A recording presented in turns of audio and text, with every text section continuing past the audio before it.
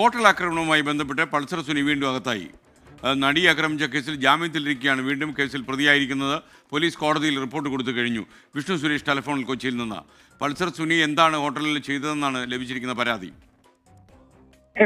ഇന്നലെ രാത്രി ഹോട്ടലിൽ ഭക്ഷണം കഴിക്കാനെത്തിയ പൾസർ സുനി അവിടുത്തെ ജീവനക്കാരെ മോശമായി സംസാരിക്കുകയും ഒപ്പം അവിടുത്തെ ഗ്ലാസ് ചില്ല് അടിച്ചു തകർക്കുകയും ചെയ്തിരുന്നു.